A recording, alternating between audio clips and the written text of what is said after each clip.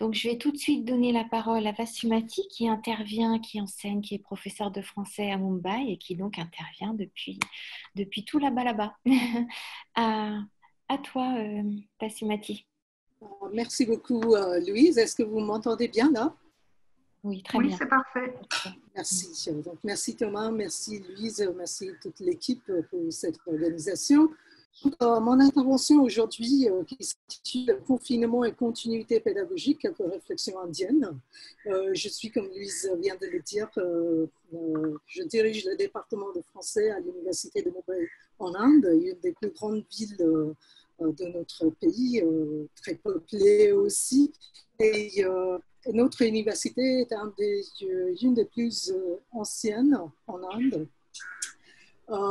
Voilà, donc ce que je présente aujourd'hui est entièrement basé sur mes propres expériences tirées de ce confinement et que notre posture enseignante et ce qu'on a fait avec les étudiants et ce que j'en pense, quelques réflexions et des préconisations.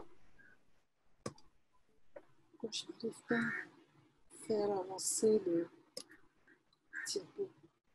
Voilà.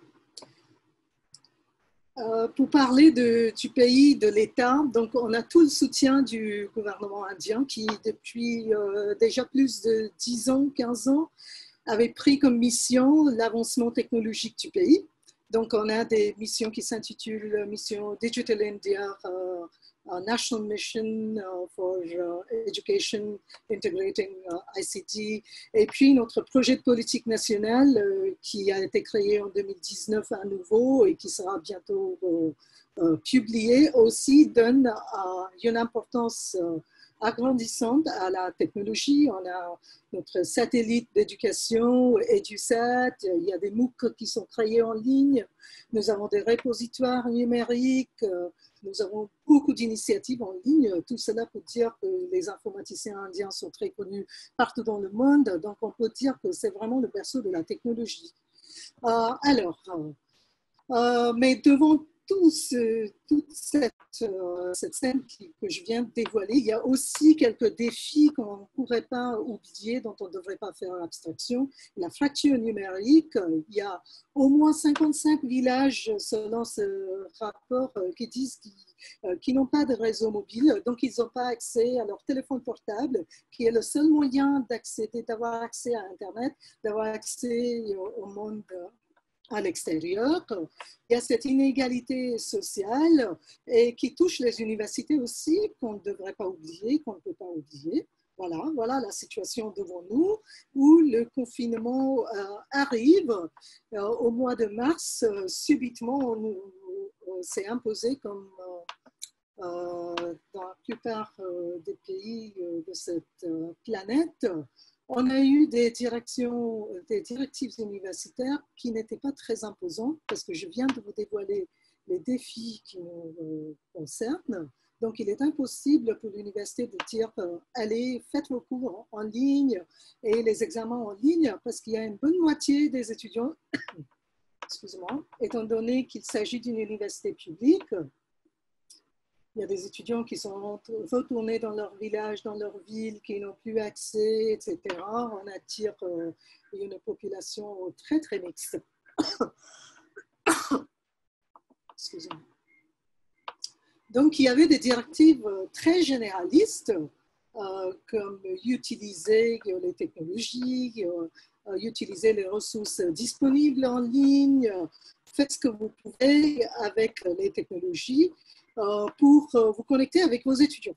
Donc, tous les enseignants, presque tous les enseignants, ont lancé des initiatives.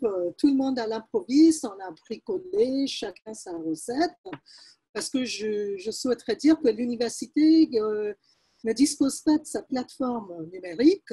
Donc, c'est un peu à nous de construire ce qu'on voulait faire. Donc, on a utilisé, moi personnellement, j'ai utilisé Zoom, j'ai organisé des sessions avec mes étudiants synchrones, asynchrones. J'ai essayé des techniques de classe inversée, je leur ai donné du matériel, ils travaillaient en amont et puis après, j'ai essayé d'organiser des tâches collaboratives, des débats, discussions, etc. Tous les éléments que les technologies nous offrent en fait. Donc, quel résultat est-ce que moi j'ai eu de cette expérience? Ce n'était pas très, très favorable. Les étudiants, la plupart du temps, comme Odile venait de le dire, je ne les voyais pas. Mes étudiants citaient l'instabilité d'Internet, d'autres problèmes. Il n'y avait aucun moyen de constater ça, ni de surveiller ça. Étant donné que la situation était très fragile, il était question simplement de réunir les étudiants. On était déjà à la fin du semestre, donc l'université devait normalement se fermer pour l'été, pour les étudiants surtout, et préparation des examens finaux, les examens de fin de semestre. Devant cette situation, nous, en tant qu'enseignants, on avait des limites aussi. Donc, on n'était pas vraiment censé donner des cours parce que la plupart des enseignants, le cursus était terminé. Il restait quelques épreuves contrôle continu, des tests et tout ça que j'ai fait, avec des résultats très mixtes, comme Daniel vient de dire, et notre collègue de Chine aussi. On ne peut jamais être sûr de l'honnêteté de l'étudiant. On peut leur faire confiance, c'est tout. On sait aussi, parce qu'on connaît les étudiants personnellement, ce n'est pas parce que l'enseignant est incapable de juger. On peut très bien juger quand le travail est original et quand il ne l'est pas. Mais on est incapable de faire autre chose devant cette situation très anxiogène au mois de mars, au mois d'avril, et qui continue à l'être même aujourd'hui à Bombay. Donc, quand je parle du confinement qui nous a été imposé, le confinement physique, j'aimerais aussi évoquer le confinement numérique parce que je vois à droite et à gauche tous les enseignants qui étaient plongés dans le numérique comme si c'était le vrai sauveteur, par besoin d'être occupé, par besoin de faire autre chose et pour écarter le stress, il y a plusieurs raisons. Et quand on voit tous les rapports et toute la littérature qui est disponible vis-à-vis de la technologie, les articles scientifiques qui ont été publiés sur les technologies en Inde, la plupart ont une visée fonctionnelle. Il y a des MOOC, par exemple, si on regarde le rapport et les recommandations du gouvernement indien, du ministère des Ressources humaines, c'est la disponibilité des MOOC, la disponibilité des sites, des ressources. Donc, c'est assez prescriptif. Mais personne ne parle vraiment de comment s'emparer de ces outils pour donner cours, ce qu'on va faire exactement avec tout cela. Parce qu'il est très facile de tomber dans une situation où on était déjà. Rien de nouveau, sauf que les modalités d'enseignement ont changé. Et quand on regarde tout ce qui est devant nous, ça oblige une certaine auto-formation, une autodidactie qui est indispensable et présupposée même. Il y a un surcroît d'autonomie aussi qui s'impose. Comment est-ce que l'enseignant devrait utiliser toutes ces ressources? Comment est-ce que l'apprenant, il devrait travailler avec tout cela? Est-ce qu'on le lâche dans la nature tout seul? On l'accompagne? Comment est-ce que l'enseignant pourrait être un vrai médiateur alors qu'il n'est pas là face à face? Ça déshumanise. Vous serez d'accord avec moi? Et puis, on peut guère faire plus. Et comme le dit Linar, il est très facile de se retrouver dans un tête-à-tête avec ses propres affaires cognitives et c'est très perturbant. Donc, il y a une interactivité, on parle davantage de plus en plus de ressources, d'outils qui sont très interactifs, oui d'accord, mais ça c'est sur l'ordinateur. Comment est-ce qu'on peut assurer cette interactivité entre étudiants, avec l'enseignant et l'apprenant? Je ne parle pas ici d'outils parce que les outils sont là, vous pourriez faire une petite recherche pour trouver le meilleur outil. Mais c'est aussi l'exploitation, comme Thomas vient de dire dans son discours d'ouverture, comment est-ce qu'on va les exploiter? De quelle manière est-ce qu'on va rendre l'apprentissage vraiment intéressant? Et selon les discours dominants en didactique, en tant que didacticienne dans les langues, c'est aussi, il m'appartient aussi, c'est mon travail d'y réfléchir. Donc, où est vraiment le cœur du débat? Est-ce que c'est entre le en ligne? Est-ce que c'est entre le off-ligne? C'est où en fait? Et pour moi, ce n'est pas ça le cas.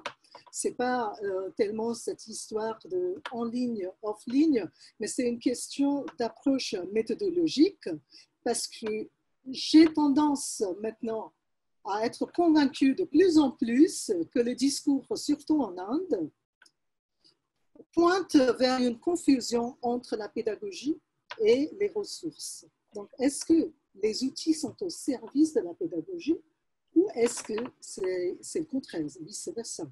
Je viens le temps est écoulé. Est-ce que tu veux conclure très rapidement? Ouais. Je conclus. Donc, la crise nous offre une situation pour la réflexion.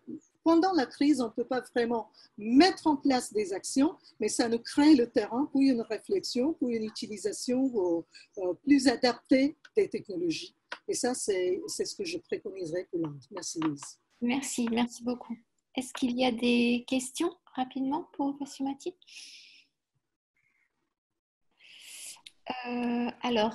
Une collègue nous demande s'il faudrait consacrer des séances à la méthodologie de l'apprentissage en autonomie. Voilà, je vois. Est-ce que je réponds là, Louise? Oui, on peut le faire rapidement, oui, je pense, hein, Diana. Oui. Oui. Donc, oui, tout à fait, parce que la nature même des technologies incite à un processus d'autonomisation. Donc, je pense qu'on devrait s'inscrire dans cette approche socio-constructiviste, dans la pédagogie, dans l'apprentissage. Sinon, on va tomber et retomber avec les technologies vers les mêmes systèmes behavioristes. Je parle pour mon système en Inde, je parle pour mon contexte. Donc, je remarque la domination et l'existence des approches behavioristes. Donc, pour sortir de ça, je suis complètement d'accord avec vous, la personne qui a posé la question. Il faudrait absolument entraîner les gens à l'apprentissage de l'autonomie, de l'autonomisation, qui est un processus, non seulement les apprenants, mais les enseignants également. Merci beaucoup. Merci beaucoup. Si on a du temps en fin de session, on pourra débattre. Il y a Odile, oui. Odile, tu as la parole. Bon. Bonjour Vasumati. Je voulais simplement rebondir sur ce que tu as dit, sur la difficulté des enseignants qui devaient se former tout seuls. Ça a longtemps été le cas pour nous en Europe. Et moi maintenant, ce que je mets en place, ce sont des groupes d'échange et de pratique. Par exemple, j'ai l'intention que chaque personne du groupe qu'on a commencé à constituer apprenne un outil, par exemple, qui lui semble intéressant et prenne le groupe pour le tester et nous le présente éventuellement pour en discuter. De cette façon-là, on gagne du temps dans l'apprentissage et on n'est pas tout le temps à être dépendant des ingénieurs informaticiens.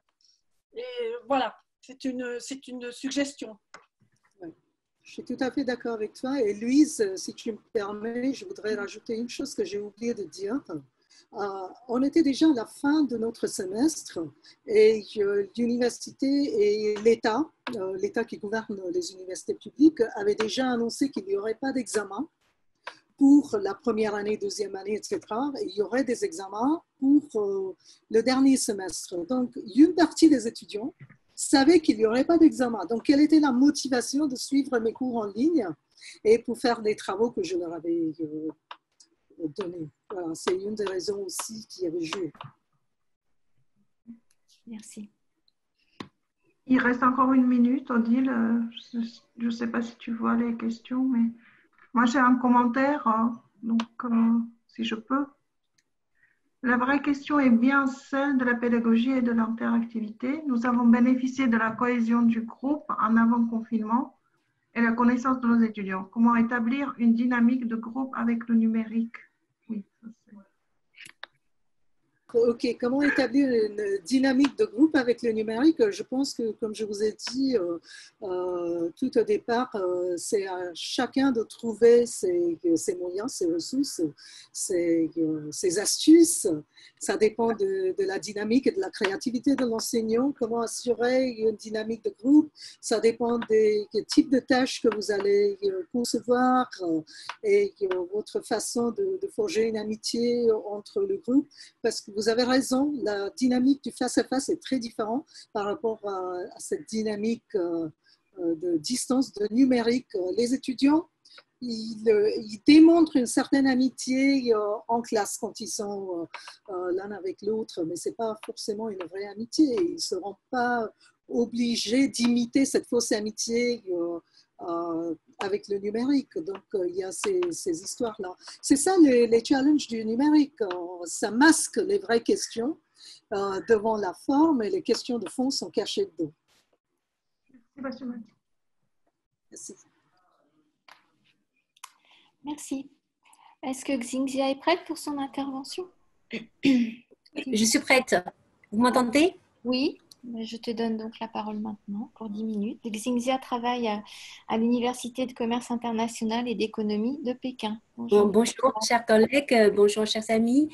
Alors, tout d'abord, je tiens à remercier Thomas, Diana et Louise pour m'avoir donné cette occasion de partager avec vous mes expériences, mes difficultés, mes observations, etc.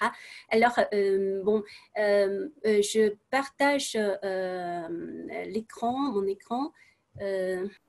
Alors, le titre de mon exposé, c'est de l'examen présentiel à l'examen virtuel. Quel dispositif d'évaluation mettre en place? Bon, en fait, la pandémie de coronavirus paralyse le monde entier et bouscule aussi les pratiques usuelles des universités. Bon, grâce au numérique, l'enseignement à distance en direct est devenu possible et réalisable, ce qui constitue un remède efficace pour relever ce défi majeur en milieu universitaire. En tant qu'enseignant, non seulement on fait brutalement face à ce virage qui passe du cours présentiel au cours virtuel, mais aussi à un passage de l'examen face à face à l'examen à distance. Alors, quel dispositif d'évaluation mettre en place? Quels outils et quelles plateformes utiliser? Quelles modalités d'examen choisir pour tel ou tel cours? Quelle formation fournir aux enseignants? Comment garantir l'équité entre les étudiants?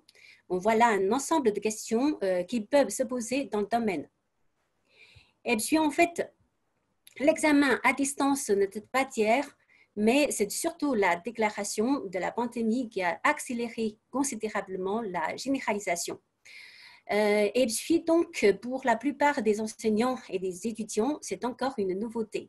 Dans notre université, une grande partie des épreuves de l'examen final se sont déjà déroulées en ligne, malgré quelques difficultés d'ordre pédagogique, technologique, procédural, etc. Alors, afin de mieux connaître la manière dont les étudiants vivent ce processus d'examen à distance et de fournir quelques pistes de réflexion permettant d'améliorer ce travail d'évaluation, alors j'ai mené une enquête auprès de 86 étudiants de français dans notre département qui est parti en 4 années de licence. Ils ont passé en moyenne 3 épreuves de langue à distance, dont une à l'écrit, 2 à l'oral.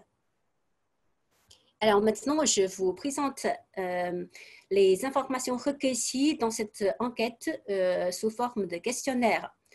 Avec la première question, je voulais savoir dans quelle mesure l'examen à distance est accepté par les étudiants. Alors, leur réponse montre que 78% des enquêtés peuvent en principe l'accepter. Et puis la deuxième question, on sait que la plupart des épreuves écrites qu'ils ont passées étaient télésurveillées par une webcaméra. Et puis, voici la troisième question. Alors, je lis la question. Pour certains, la télésurveillance donne un sentiment d'intrusion dans leur vie privée. Êtes-vous d'accord? Alors, leur réponse montre que cela pourrait gêner plus de 40% de nos étudiants. Et puis, pour préparer leur examen final à distance, près de la moitié des étudiants avouent qu'ils travaillent plus qu'en présentiel. Et puis, pour préparer, et puis face à l'examen à distance, 78% des étudiants se sentent très stressés ou bien assez stressés. Et 70% des enquêtés ont eu des problèmes d'équipement ou bien de connexion lors de la préparation de leur examen. Et puis, pour 53% des étudiants, l'examen a été perturbé par un problème technique ou bien de connexion. Bon, interrogés sur leur efficacité à accomplir leurs épreuves à distance, 74% se montrent négatifs en disant que c'était moins efficace qu'en présentiel. Et concernant la qualité de la procédure de l'examen à distance, les réponses sont plutôt défavorables. Encore une fois, c'est-à-dire 65% trouvent que c'était moins bien organisé qu'en présentiel. Et puis pour 69%, les épreuves écrites en ligne n'arrivent pas à prévenir la fraude pour garantir l'équité entre tous les étudiants. Et au contraire, 72% sont satisfaits en la matière pour les épreuves orales. Bon, interrogés sur leur adaptation à l'examen en ligne, plus de la moitié des étudiants ont donné une réponse favorable. Non, et puis on voulait savoir s'ils choisiraient volontiers l'examen à distance si on leur donnait le choix. Là, en fait, 71% ont répondu non, dont 44% ont choisi la raison je n'y suis pas habituée. Et puis, pour connaître mieux leurs attentes et leurs remarques, bon, j'ai invité à la fin du questionnaire à donner librement leurs conseils et puis leurs commentaires. Bon, voici quelques remarques que je trouve représentatives. Bon, pour moi, je dois prendre la responsabilité des conditions techniques au cours de l'épreuve. C'est ridicule. Et j'espère pouvoir disposer de plus de temps pour composer. Et ce que je n'aime pas, c'est qu'à distance, les types de sujets d'examen sont beaucoup moins variés. Et pour les épreuves orales, il n'y a pas de grande différence, mais pas pour les épreuves écrites parce qu'on ne peut pas garantir l'équité. Alors, bon, on voit bien que les résultats de l'enquête sont plus ou moins encourageants à l'heure actuelle. Bien entendu, avant que cette nouvelle forme d'évaluation puisse répondre aux attentes de tous les acteurs, nous avons encore un long chemin à parcourir devant nous. Alors, pour conclure, je propose quelques réflexions tirées en même temps de l'enquête, de mes observations et de la pratique. Tout d'abord, la mise en place d'un dispositif d'évaluation à distance demande des efforts à la fois de la part de l'institution, des enseignants et des étudiants.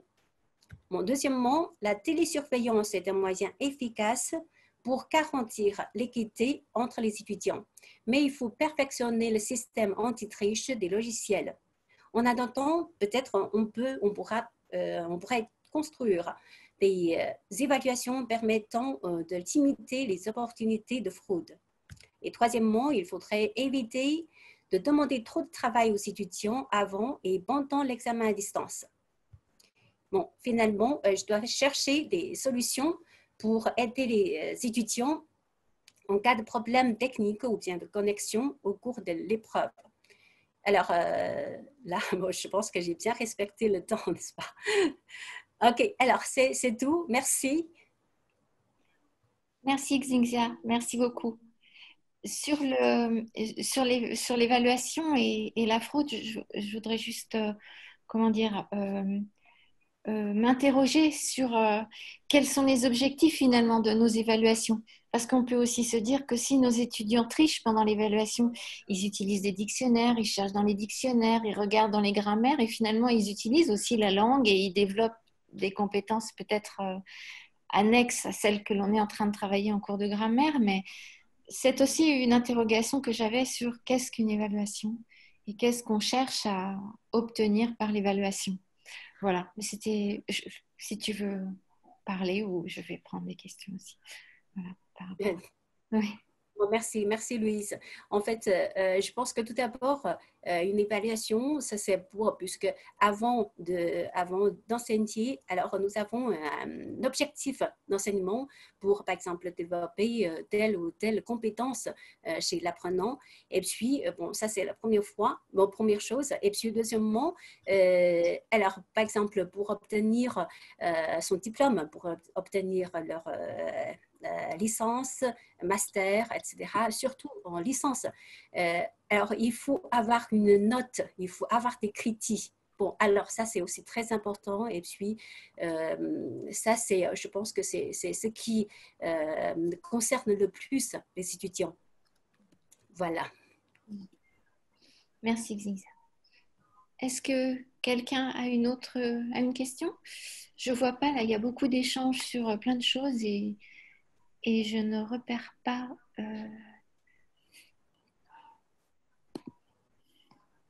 Ou quelqu'un veut lever la main pour. Je ne sais pas si je vois les mains levées ou si c'est Diana qui voit les mains levées. C'est Diana, je crois.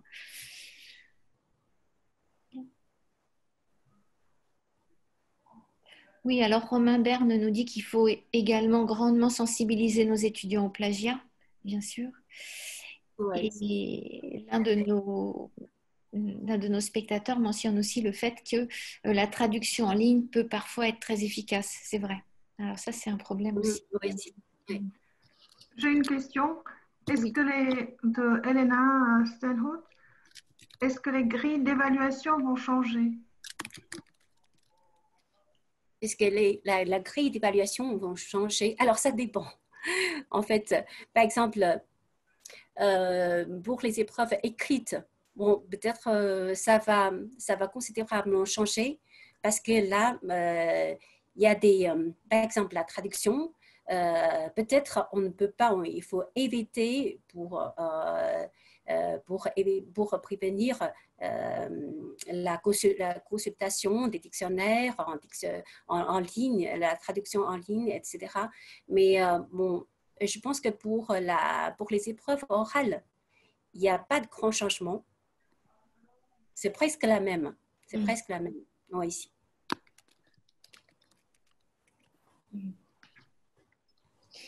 Très bien. Bon, bah, du coup, on est en avance, sauf s'il y a d'autres questions. Ça nous laissera peut-être du temps pour un petit conversation entre nos 3 intervenantes de la session, hein, en fin de session, si on a conservé nos minutes d'avance. Donc, je donne la parole à Ildiko, qui travaille dans la section de hongrois avec Thomas, à l'INALCO. Merci beaucoup, Ildiko. Bonjour à tous. Je vais essayer de partager mon écran. Alors, la période du confinement a obligé des milliers d'enseignants à travers le monde à changer leur pratique pédagogique d'une semaine à l'autre pour garder le contact avec leurs étudiants et assurer la continuité de leur travail en commun. La section hongroise de l'INALCO s'est trouvée confrontée à la même difficulté. Ainsi avons-nous commencé à remodeler notre cursus dans la précipitation et sous les contraintes imposées par une situation exceptionnelle. Le caractère anxiogène de cette période de 2 mois a tendu à occulter l'apport positif que pouvait avoir la transformation forcée de notre mode de fonctionnement par le biais d'une interrogation permanente sur nos habitudes et nos capacités de renouvellement. Le temps est venu de faire un premier bilan et tirer quelques conclusions à portée générale de cette expérience particulière. Ce bilan ne peut être provisoire pour des raisons très simples. À peine sortis de la crise, nous n'avons pas encore le recul nécessaire. La session des examens n'étant pas terminée, nous ne disposons ni de données fiables concernant les résultats des étudiants, ni d'enquêtes visant à révéler le ressenti. Cependant, aussi incomplet qu'il soit, ce premier bilan est nécessaire. D'une part, sur un ton prudent, parce que la prochaine rentrée a semé d'incertitudes et la plupart des universités préparent un mode de fonctionnement hybride dans lequel le distanciel continuera à jouer un rôle important. D'autre part, sur un ton plus optimiste, car nous devrions tirer la meilleure part de cette expérience pour nos projets pédagogiques à venir. Dans ce qui suit, je me propose de situer dans ce contexte précis l'enseignement du hongrois au sein de l'INALCO, avec un focus particulier sur les cours pratiques de langue dont je suis chargée. Commençons par quelques constats concernant la situation d'avant le confinement. Les cours proposés par la section hongroise étaient des cours essentiellement ou uniquement présentiels, fondés sur de longues années d'expérience.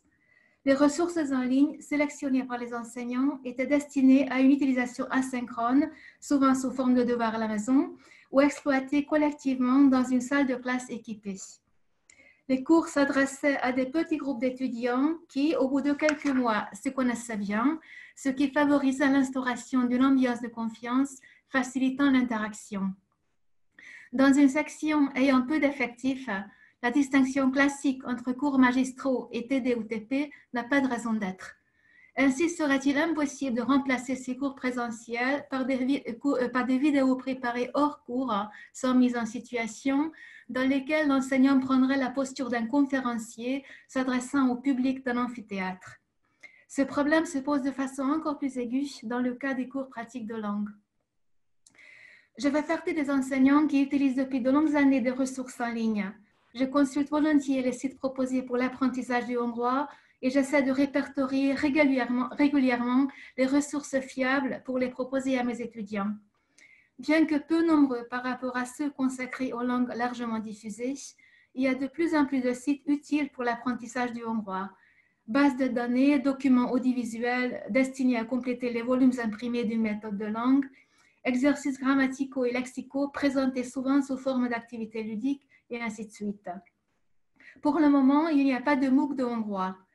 Les ressources diffusées en libre accès ont été conçues comme des compléments de cours ou des outils favorisant le travail en autonomie. Elles ne peuvent pas remplacer un cursus complet et pour un usage efficace, la plupart nécessitent des consultations régulières avec un enseignant ou un tuteur. La sélection des ressources adaptées est un travail qui prend beaucoup de temps et exige des compétences dont un apprenant, surtout débutant, est généralement dépourvu. À l'annonce de la fermeture des bâtiments universitaires, il était clair que je vais trouver une solution pour continuer mes cours via une plateforme de visioconférence. Nous avons testé plusieurs possibilités, Discord, Renater, Skype, avant de choisir Zoom, que je n'avais jamais utilisé auparavant. Cette plateforme a été retenue pour une raison très simple. C'est ce qui est accessible au plus grand nombre d'étudiants, avec une qualité de son et d'image acceptable à de rares exceptions près. Au fil des semaines, nous avons exploré ensemble les différentes possibilités offertes par ce logiciel et nous en avons écarté quelques-unes selon nos priorités. Pour ne citer qu'un exemple, l'utilité d'une fonction comme le partage d'écran, qui peut être primordial pour un cours théorique de type CM, est relative sinon réduite dans le cas d'un cours pratique de langue où une bonne visibilité des visages permettant de suivre les mouvements de la bouche est essentielle non seulement à la compréhension orale, mais aussi à la correction de la prononciation. L'utilisation des documents partagés via Google Drive permettait à chaque participant de gérer son propre écran en naviguant entre les fenêtres différentes et de basculer d'un programme ouvert à un autre. J'ai utilisé avec chacun de mes groupes un fichier partagé qui nous a servi de tableau pendant nos activités synchrones. Après les cours, j'ai révisé les fichiers pour corriger les éventuelles fautes de frappe ou, le cas échéant, compléter certaines explications. Les étudiants, de leur côté, pouvaient les télécharger à n'importe quel moment et y noter des questions qu'ils souhaitaient aborder pendant le cours suivant. Je n'ai jamais proposé à mes étudiants d'enregistrer nos cours en commun. Cette fonction est sans doute précieuse pour l'archivage des colloques ou des cours magistraux, mais elle risque d'être contre-productive, voire pénalisante dans un cours de langue où les étudiants doivent être encouragés à parler sans se focaliser tout le temps sur les fautes qu'ils ont trop peur de commettre. Il ne faut pas oublier non plus que la plupart des étudiants n'étaient pas à l'aise avec l'enseignement à distance et que l'adaptation à celui-ci était comme un deuxième apprentissage qu'il fallait mener en parallèle avec l'apprentissage du hongrois, souvent considéré comme un défi en soi. Les enseignants savent par expérience que les étudiants ne maîtrisent pas de la même façon les outils numériques, mais le confinement a mis en lumière d'autres disparités non moins importantes, de type matériel ou technique, concernant la performance des ordinateurs et la qualité de connexion Internet. À côté de ces problèmes auxquels il est impossible de remédier sans de sérieux investissements matériels et immatériels, il y a aussi des sensibilités individuelles dont il faut tenir compte pour tout projet ultérieur d'enseignement à distance. Selon la majorité des collègues et étudiants que j'ai consultés et dont l'expérience rejoint la mienne, un cours en ligne synchrone, réduisant au minimum toute forme de communication non verbale et obligeant les participants fixés devant l'écran à conserver la même posture corporelle durant des heures, est plus fatigant qu'un cours présentiel de la même durée. Il s'ensuit qu'il est impossible d'organiser un emploi du temps purement distanciel sur le modèle d'un emploi du temps purement présentiel. À côté de ces problèmes à portée plutôt générale, les perceptions subjectives concernant l'efficacité du travail et le plaisir trouvé dans l'apprentissage peuvent être profondément différentes dans les deux cas. Ces perceptions subjectives déterminent aussi la façon dont les participants évaluent l'ensemble de cette expérience de 2 mois. Une partie des acteurs, étudiants et enseignants, garde le souvenir plutôt amer d'une période éprouvante. Cependant, loin de se réduire à une série de difficultés contraignantes, cette expérience avait aussi des apports positifs. D'une part, l'organisation des cours à distance nous a permis de continuer le travail en commun avec peu de changements dans le programme prévu, ce qui peut être considéré comme un résultat en soi. En effet, parmi les étudiants de hongrois qui étaient assidus au début du semestre, aucun n'a abandonné le cours pendant le confinement. D'autre part, cette expérience nous a montré qu'un cours de langue à distance peut aussi offrir des avantages si nous savons profiter de la liberté qu'il accorde. Le travail avec peu d'effectifs permet d'organiser des créneaux flexibles ou un partage d'activités répondant aux besoins de différenciation. Les cours peuvent être divisés en plusieurs parties, consacrées respectivement à des activités synchrones en visioconférence, à la correction des devoirs sous forme de travail en groupe ou de consultation individuelle. La recherche du matériel pédagogique le plus adapté peut éloigner l'enseignant d'une certaine routine, l'inciter à une meilleure exploitation des ressources existantes et à la recension des lacunes à combler. La mise en place d'une véritable formation à distance, couvrant un cursus complet de licence ou de master, nécessiterait un sérieux travail de préparation impliquant enseignants, informaticiens et administrateurs universitaires. La maintenance d'une formation mixte ou hybride peut être une perspective intéressante pour l'avenir, à condition que les cours à distance soient proposés comme une option et non pas comme une obligation. Dans ce cas, et uniquement dans ce cas, les enseignants et étudiants choisissant cette possibilité pourraient profiter au maximum de la liberté qu'elle propose et réduire au minimum les contraintes qu'elle impose. Merci de votre attention. Merci Ildiko. Est-ce qu'il y a des questions pour notre dernière intervenante ou pour l'ensemble de la session?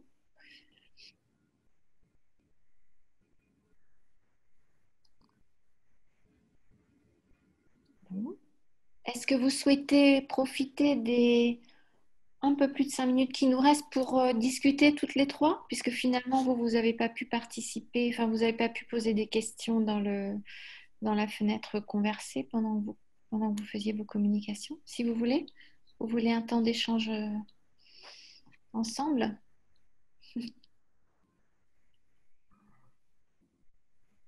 Moi, j'ai des commentaires. Merci, Ildiko. Bravo, Ildiko. Voilà, mais je ne veux pas de main levée. Si jamais il y a encore des questions pour Vasumatic, Cynthia ou Ildiko, on a un peu de temps. Donc, vous pouvez lever la main s'il y a des questions.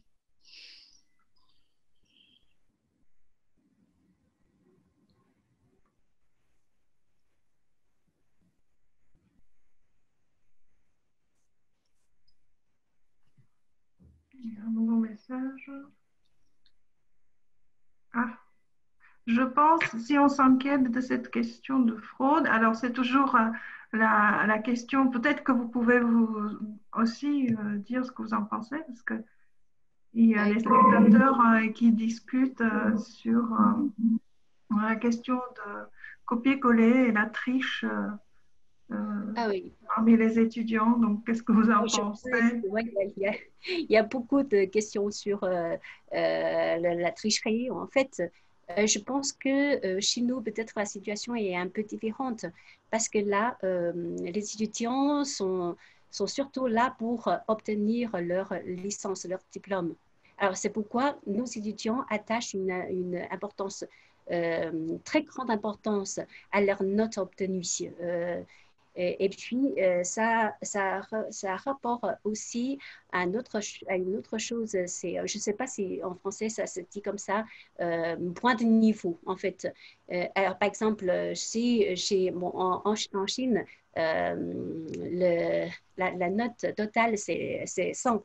Alors, si par exemple, j'obtiens 85, alors le niveau de point de niveau, c'est différent. Et puis, de la note 84. Bon, même s'il y a un seul point de différence. Alors, c'est pourquoi maintenant, il y a de plus en plus d'étudiants, après l'examen, viennent, par exemple, me demander de notes. Alors, ça, c'est très ennuyeux. Et je viens d'avoir une expérience avec un étudiant. Bon, alors, parce que dans l'épreuve orale, je lui ai donné 50, c'est-à-dire la moyenne. Bon, en fait, après 2 ans d'études, il n'arrive pas à prononcer, à articuler une phrase complète et correcte en français. Alors, bon, 50, je pense que j'ai déjà beaucoup donné, mais il n'est pas satisfait. Bon, il a discuté avec moi bon, pour demander plus. En fait, ça arrive souvent chez nous. C'est pourquoi je pense que tout dépend de l'objectif de l'évaluation. Voilà. Merci. Merci, Xinxia. Il y a une question pour Ildiko. En quoi il y a une spécificité des cours divisés en plusieurs parties à distance? Cela fait partie d'un scénario courant en présentiel.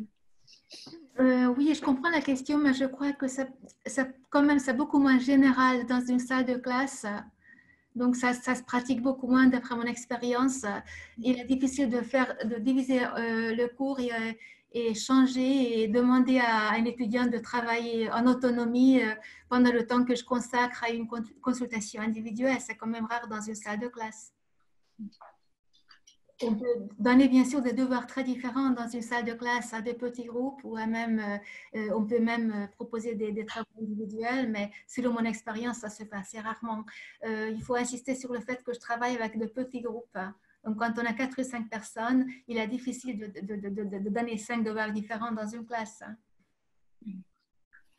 Merci, Ildiko. Une remarque de Tatiana qui explique, qui s'interroge sur la comparaison possible entre l'attitude d'un étudiant chinois avec un étudiant anglais ou français, et met en rapport donc l'attitude des étudiants avec la culture de leur pays d'origine. Je ne sais pas si l'une ou l'autre de vous trois voulait aborder ce point. Oui, Vasumati, il faut ouvrir le micro juste. Oui.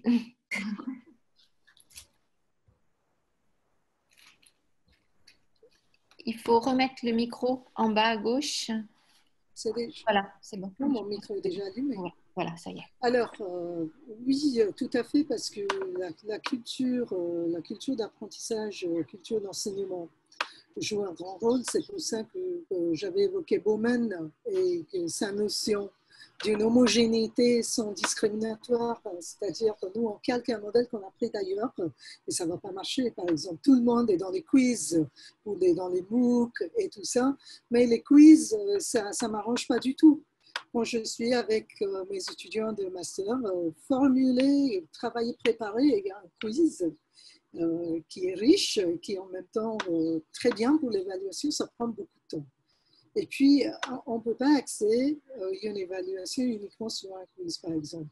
Mais ce sont des modèles qu'on prend de droite et à gauche et qui peuvent fonctionner dans un autre pays, mais pas dans votre contexte. Donc, je pense que dans tout l'enseignement, il y a une contextualisation par rapport à vos spécificités sont très importantes et les attitudes des étudiants vont être différentes d'un pays à l'autre. J'espère que j'ai répondu à votre question, Tatiana. Oui, c'était très bien. Merci. Merci beaucoup, Asumati. Merci. On est juste à l'heure pour clôturer notre session. Donc, eh bien, je vous remercie toutes les trois. Et je donne Merci. la parole à Diana. Oui, merci beaucoup. Merci d'attendre 2 secondes, s'il vous plaît. Ne nous quittez pas tout de suite. Si vous pouvez attendre que je change votre statut.